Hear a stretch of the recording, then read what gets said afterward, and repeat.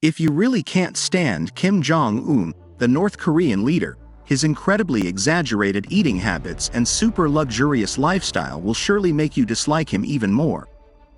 While his own people face extreme hunger and malnutrition, he indulges in the finest cheeses in the world, savors expensive liquors, and casually spends thousands of dollars on a single night of entertainment.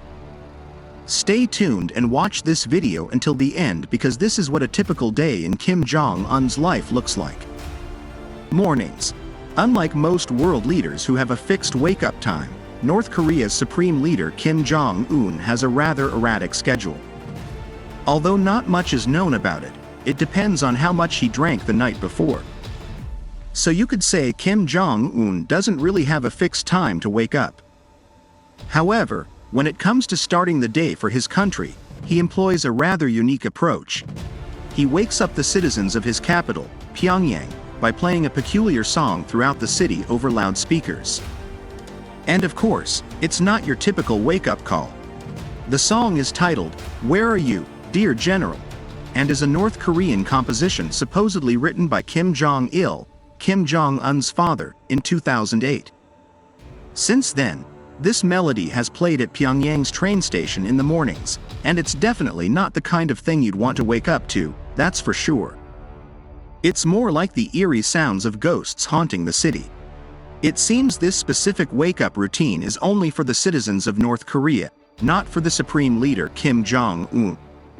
His morning in his luxurious palace usually begins at the Ryeongsong residence, where he lives with his wife Ri Sol-ju and their children. This residence is also known as the Central Luxury Mansion and was built in 1983. It's clear that the Ryeongsong residence is no ordinary residence. This is where Kim Jong-un, or as the people of North Korea call him, the supreme leader, resides. This palace contains all the fancy amenities, such as lakeside banquet halls, a massive 15-meter wide and 50-meter long swimming pool with a water slide and running track. Additionally, it has a sports field, a spa and sauna, stables with a riding area, a shooting range, and a horse racing track, among other things. Going back to his daily routine, if we think about what an ordinary person does after getting out of bed in the morning, it's usually a quick trip to the bathroom. Well, hold on, because it seems that Kim Jong-un may not be part of the usual bathroom goers club. Yes, you heard that right. North Korea has made a rather unusual claim about their pious leader. Apparently, they say he is so devoted and hardworking to help the Korean people prosper that he burns all his energy, and there's simply no waste. Believe it or not, they've made similar claims about his father, Kim Jong-il, and even his grandfather, Kim Il-sung, in the past. It may sound a bit funny to you, but that's what North Koreans believe, or perhaps they're urged to believe. No one can really say for sure. Now, no sane person would believe something so impossible. The thing is, North Koreans have been brainwashed to such an extent that they see their dictator as the supreme leader, like a god, so they idolize him as a holy personality. The regime shapes their thinking in such a way that they believe their leader doesn't need to worry about earthly matters like going to the bathroom. If you listen to their stories, ordinary North Korean citizens who escaped the country and had the chance to share their story with the rest of the world reveal how they survived in this isolated country. They say they've been brainwashed from birth and made to believe that the Kims are gods. Many thought Kim Jong-un could read their minds and feared that if they had bad thoughts, he would kill them because he could read them. But Kim Jong-un cares very little about this. He doesn't start his day with a freshly brewed cup of coffee like a normal person. Although he seems to have the busiest agenda known to mankind, a cup of coffee is the ultimate solution to combat fatigue. At this moment, that's probably the only thing most people can relate to, the morning cup of coffee. But don't jump to conclusions because the similarity ends there. While many of us prefer an ordinary cup of coffee, the North Korean leader goes all out and only chooses the finest exotic coffee blends money can buy, and I can bet it costs a lot. Kim is a fan of the best Brazilian coffee, and this coffee is just one of the many luxury items he imports for both his personal enjoyment and the privileged circles around him. Historical data suggests that the price of a pound of this coffee can often reach up to $500. North Korea allegedly sent nearly $1 million worth of Brazilian coffee for its supreme leader. However, it's not just the price that sets it apart.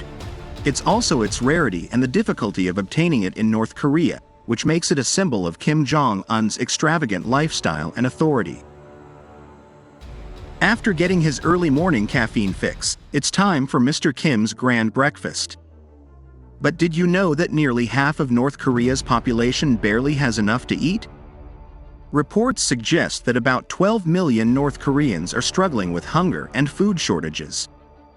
Ironically, at the same time, their leader Kim Jong-un is feasting on banquets that most people can only dream of. His lavish table, overflowing with delicious dishes, is impressive, but not surprising considering that one of the few things we know about him is that Kim Jong-un loves to eat, and it's the most important part of his day.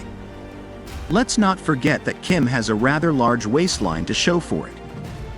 Instead of simply eating cereal or toast, he obviously opts for a breakfast fit for a king. But what does his morning feast really look like? Well, there are no appetizers for him. He goes big with bacon, sausages, and prime steaks. We're not talking about common breakfast meats but premium cuts like Italian Parma ham and Wagyu beef. The sad thing about this is that while Kim enjoys his meaty delights, his people survive on boiled rice and bean paste. They have a strict vegetarian diet with no access to animal proteins, probably because their leader consumes most of the country's meat, not to mention the world's. You wouldn't believe the staggering amount he spends on shipping these high-quality cuts from around the globe. Take Kobe beef steak, for example, a must-have on Kim's table. He likes his steak medium or rare, and the same goes for its availability.